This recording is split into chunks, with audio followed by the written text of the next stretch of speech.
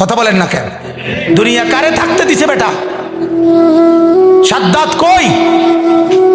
নমরুদ কই? ফেরাউন কই? কারুন কই? পৃথিবীর জালেমরা কই?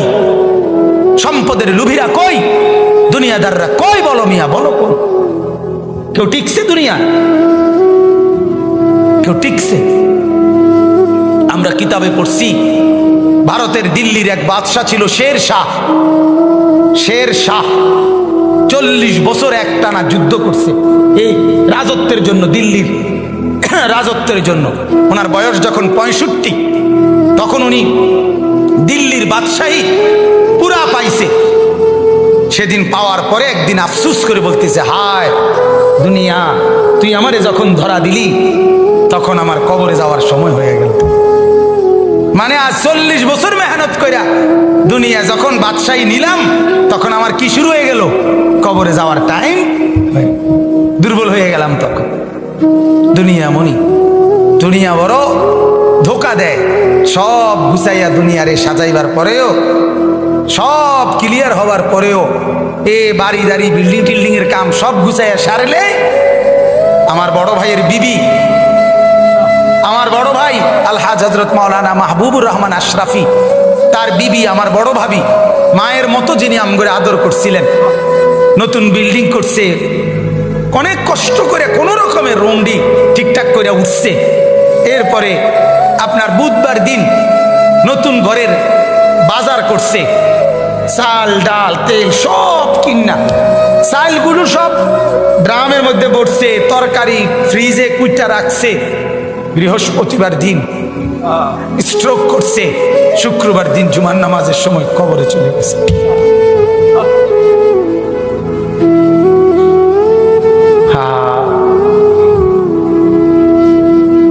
আগামীর পৃথিবী, আগামীর সামনে দাজ্জাল বাজান, আগামীর সামনে দাজ্জাল। দাজ্জাল দেখা যায়, দাজ্জাল দেখা যায়, কিয়ামত দেখা যায়। ইকতারাবা লিন্নাসি হিসাবুহুম, আল্লাহ বলে হিসাবের সময় কাছায় গেছে বান্দা। ইকতারাবাতিস সাআ, আল্লাহ বলে কিয়ামত ঘনায় গেছে বান্দা। আরে যিনি বানানেওয়ালা তিনি বলতেছে, ও আমার বান্দা, আমি না বলছি এই নবী শেষ নবী, এই কিতাব শেষ কিতাব, এই দিন শেষ ধর্ম, আর দিতাম না রে। এরপরে তো আমার সংসার আমি গুছাই এলাম, তাহলে কিসের অপেক্ষা করছেন? আল্লাহ যখন বলবে এই জাহান্নামী, আর কোনো কথা বলতে পারবি না, সাথে সাথে জাহান্নামের আযাবে, জাহান্নামীর গলার আওয়াজ, কথার শব্দ বন্ধ হয়ে যাবে। এরপরে আর কোনো শব্দ জাহান্নামী উচ্চারণ করতে পারবে না। আরো জঘন্য কথা আছে, তাফসীরে মারিফুল কোরআন লিখছে, এরপরে জাহান্নামী কুত্তার মতো ঘেউ ঘেউ করবে, কুকুরের মতো শুধু ঘেউ। বিশ্বাস করেন, সেদিন কিয়ামতের দিন তোমাদের পুরা জিন্দেগির আমল ওজন হবে। এই কথাটা বান্দা আমি আবারও বলছি, এটা আল হক, এটা কিন্তু বাস্তবেই আসলেই সত্য কথা। এটা আসলেই কি সত্য। আমরা অনেক সময় বলি না হুজুররা, আসলে হুজুররা কয় যে আসলে যত কয় অত না, যত কয় অত না। এমন বুদ্ধিমান আছে না, কথা বলেন না। আরে বেটা, এই বর্তমান জীবনে দুনিয়ায় হুজুরের সব কথা ধরলে চলতে না। আরে ডাকায় তো, তাহলে তুই যদি চলতি নাই পারস, তাইলে তোর তো আল্লাহ তাআলা দুনিয়া ফাটাইতো না। সব দৈরে আল্লাহর কথা চলতে পারবি দেখেই তো আল্লাহ তোমার দুনিয়া ফাটাইছে, ঠিক কিনা বলেন নাকি? আল্লাহ তো বলছে আমি বান্দার উপরে সাধ্যের অতিরিক্ত কিছুই চাপাইয়া দেই নাই, জুলুম আমি করতেই পারি না। আল্লাহ জুলুম করতে পারে? কথা বলেন না কেন? তো ইন্নাল্লাহ লা ইয়াযলিমু মিসকালা যাররা, আল্লাহ তাআলা এক যাররা পরিমাণও জুলুম করতে পারে না। তো তুমি এটা কি কইলা? তুমি এমনি কেমনে বললে?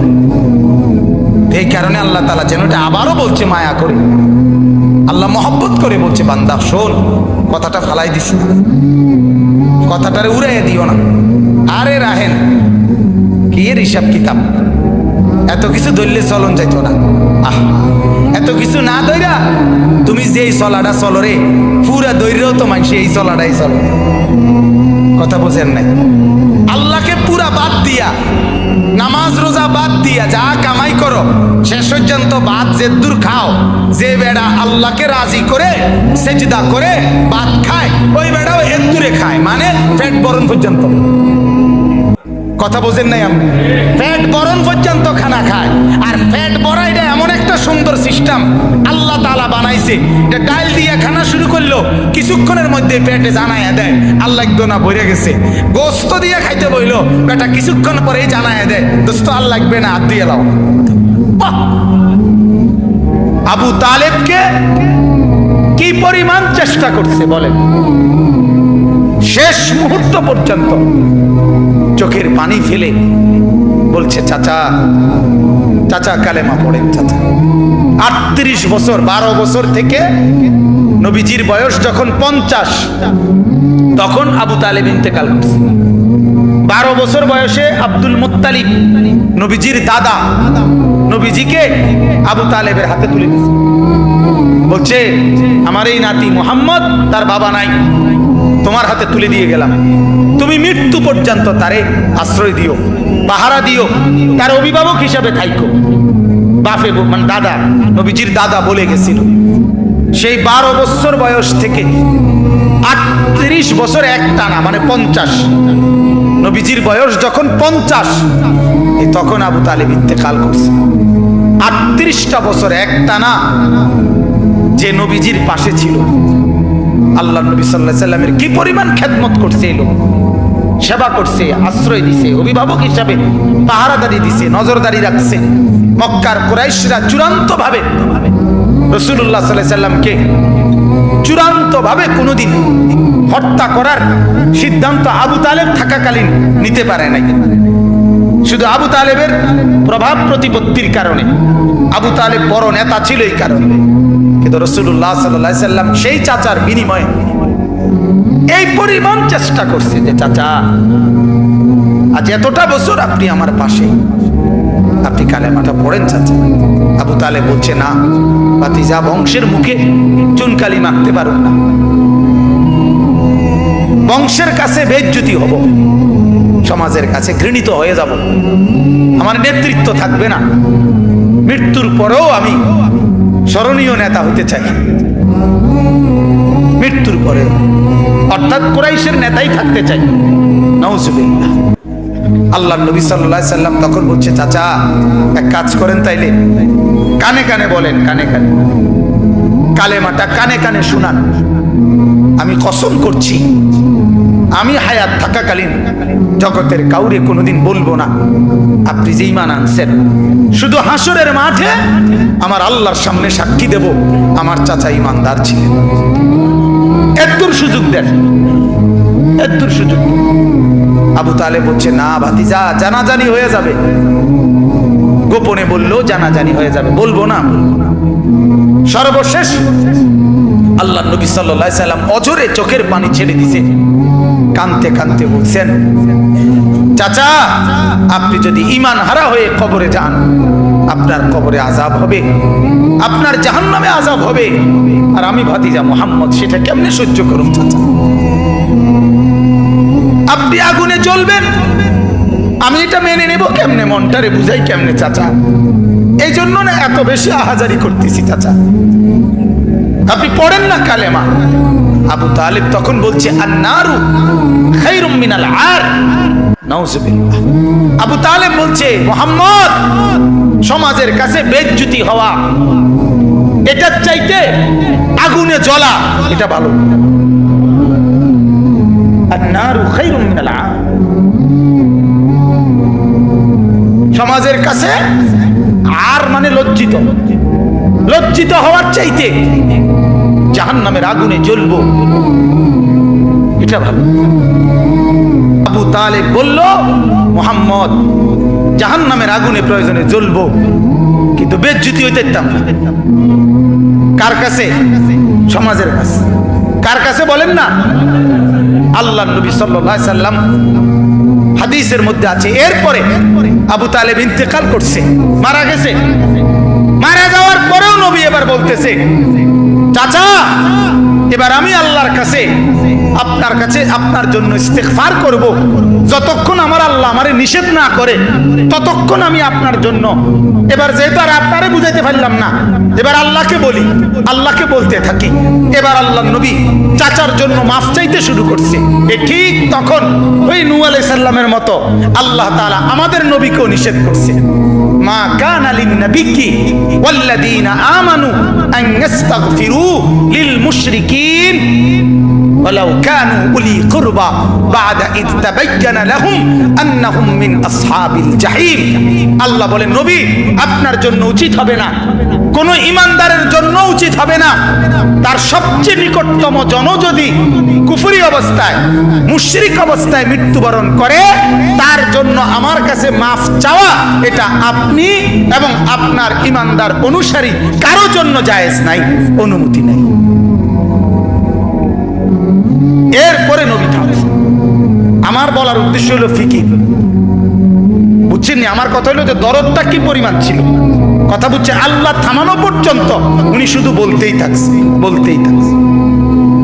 হাদিসের মধ্যে আছে, বাপ আল্লাহর নবী বলছে, যখনই জমিনে কোনো বান্দা নাফরমানি করে তখন ওই জমিনের ওই বান্দার পায়ের নিচের মাটিটা, জমিনটা আল্লাহর কাছে আবেদন করে, আল্লাহ আমার একটু সুযোগ দাও, আমি একটা শুধু গড়ি দেবো, আমার নিচের মাটিটা উপরে উঠামু, উপরের মাটি নিচে নামামু। শুধু ওই লোকটা যেরকম বিছনায় এপাশ ওপাশ করে, আমি আমার জমিনটাকে একটু এপাশ ওপাশ করবো, আমার নিচের মাটি তুলবো, উপরের মাটি নিচে নামাবো। আল্লাহ এরে নিয়া আমি শুধু একটা উল্টানি দিতে চাই, তুমি আমার অনুমতি দাও। রব্বুল আলামিন তখন বলে ওই জমিনকে, না তুই এমন করিস না, ও যে আমার বান্দা, ওরে না আমি বানাইছি, ওরে আমি বানাইছি। এই জমিন আমি কায়নাত আমার হুকুম দিয়ে বানাইছি, আর পরে আমি হাত দিয়ে বানাইছি, আমার হাতে বানাইছি। और नाक আমি লাগাইছি, और চোখ আমি লাগিয়েছি, और কান আমি লাগিয়েছি, और হাত আমি লাগাইছি। আরে আমি সেই মাওলা যে মাওলা কুন বললে ফায়াকুন, যে মাওলা ভ বললে হয়ে যায়। পরে বানাইতে এভাবে করি নাই, 9 মাস পরে আর মায়ের পেটে রাইখা আমি নিজের হাতে ড্রয়িং করছি, নিজের হাতে। একবার নাক লাগাই 100 বার দেখছি, ঠিক মতো হয়েছে নি। একবার চোখ লাগাইয়া কুটিবার দেখছি, ঠিক মতো হইছিনি। এইভাবে 9 মাস আমি তারে যত্ন করে সাজিয়ে, সুম্মা আনশানাহু খালকান আখার, আমি তারে এক মানুষ বানিয়ে এরপরে মায়ের পেট থেকে আমি বের করেছি। যাকে আমি এত যত্ন করে বানাইছি রে, তারে এত অল্পতে কেমনে মেরে ফেলি? না তুই একটু ক্ষান্ত হ, দেখি না ও তওবা করে কিনা, ও ফিরে আসে কিনা, দেখি না। পাকিস্তানের হযরত মাওলানা সৈয়দ আব্দুল মজিদ নদীম সাহেব রহমতুল্লাহ আলাইহি বলতেন যে এক ভেগে যাওয়া সন্তান মাকে ত্যাগ করে, বাবাকে ত্যাগ করে যেই সন্তান চলে গেছিল, 4 বছর পরে 10 বছর পরে 10 বছর পরে সেই সন্তান যদি মার কাছে ফিরে আসে আর চোখের পানি ছেড়ে দিয়া বলে, মা মাফ করে দাও, আমি ভুল করে ফেলছি, সৈয়দ আব্দুল মজিদ নদীম সাহেব বলতেন যে ওই মা ওই সন্তানকে মাফ করতে যদ্দূর দেরি করবে, 90 বছরের ভেগে যাওয়া বান্দা আল্লাহর নাফরমানি করার পরেও 90 বছর পরে যদি একত্রে একদিন এক রাত গভীরে আল্লাহর কাছে চোখের পানি একবার ছেড়ে দেয়, আল্লাহ তাআলা ওই মার আগে রব্বুল আলামিন তাকে মাফ করে দেন। এমন যিনি, তার নাম আল্লাহ। যুবক তুই তোকে চিনলি না, হায় হায়, তামসাটাকে জিন্দেগি মনে করলাম। 1 প্লেট বিরিয়ানি দিবে, 1 প্লেট খিচুড়ি দিবে, 2টা জিলাপি দিবে, এর জন্য জিন্দেগিটা কি কামিয়াবি বানাইলা? এটা কি মনে করলা সফলতা? কিছুক্ষণ মোবাইল চালাইলা, কিছুক্ষণ মেয়ে দেখলা, ছবি দেখলা, নাটক দেখলা, নাচ দেখলা, আর কিছুক্ষণ ঘুমিয়ে রইলা, এটাকেই জিন্দেগি মনে করলা। আর আপনারা যারা ব্যবসায়ী কামাই রোজগারি করেন, আর আপনারা এই কিছুক্ষণের কামাই আর বউ বাচ্চার জন্য ভাত মাছ কিনা এই কদ্দুরকে জিন্দিগি মনে করলেন। আহা, এই সামান্য কদ্দুর ফিকির, এটা তো পিঁপড়ার ফিকির। পিঁপড়া পিঁপড়া। আমাদের বাংলাদেশের একজন শ্রেষ্ঠতম আলেম দ্বীন, গবেষক আলেম ডক্টর আফম খালিদ হোসেন, অনেক বড় মাপের আলেম এবং জ্ঞানী গবেষক, উনি বলছেন এক পিঁপড়া সামান্যটুকু খাবার খায়, হ্যাঁ, কিন্তু এরপরও সে জমা করে রাখে। এক হাতি 250 কেজি খাবার প্রতিদিন খায়, একদিন 90 লিটার পানি প্রতিদিন খায়।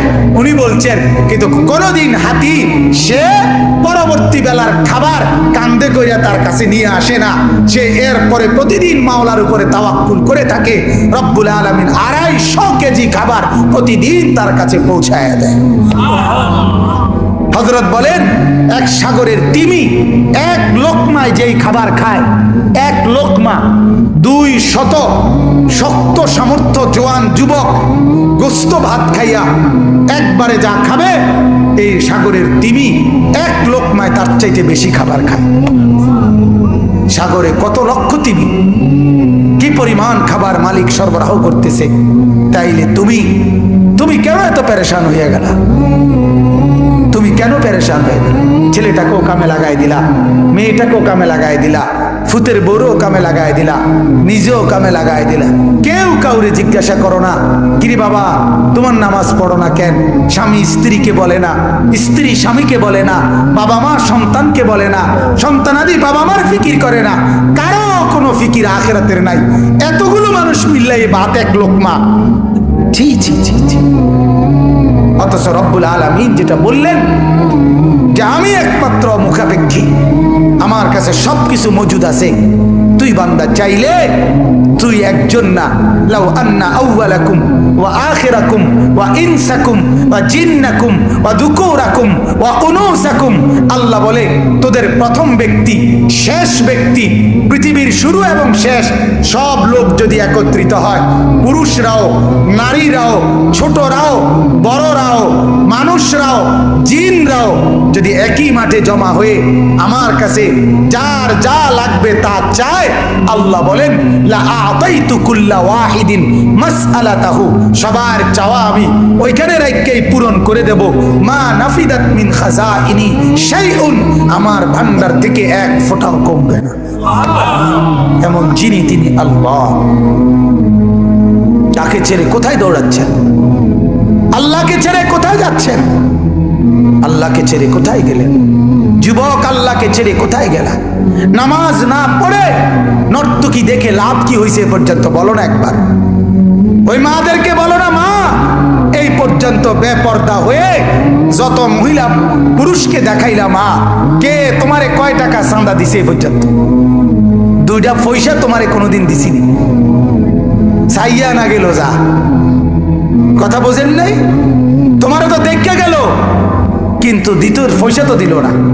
কি পাইলা? পাইলা নাকি দুনিয়ায়? অবুঝ মানুষ বুঝতে চায় না, অবুঝ সন্তান বুঝতে চায় না। তার সমস্ত দুশ্মনী নামাজের লগে, তার সমস্ত দুশ্মনী আল্লাহর সাথে। সে তার একটা বন্ধু, সামান্য একটা বন্ধু, তার এই সামান্য পরিচয়, তারও মন রক্ষা করতে সে রাজি, কিন্তু সে তার মালিকের মন রক্ষা করতে রাজি না। হায় হায় হায়, কি শক্ত পাষাণ। আল্লাহ আমাদেরকে বুঝ দান করেন।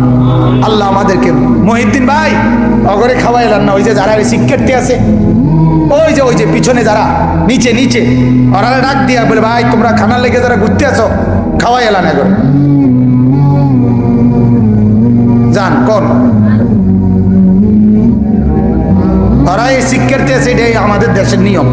আমরা গ্রামে একতে আপনার মানুষের বাড়ির থেকে খুঁজতো, তো তার লগে একটা ছোট ফোলা আসিল, ওই বাড়িওয়ালারা দেরি করলে হেঁটে হেঁটে পুতরে খোঁচা দিত, দিলে হেঁটে শিক্ষার দিয়ে উঠতো, তো আবার হেঁটেই কইতো এই বেকুবের মতো শিক্ষার, তারা আইয়ের সাথেই হতো। কথা বোঝেন নাই?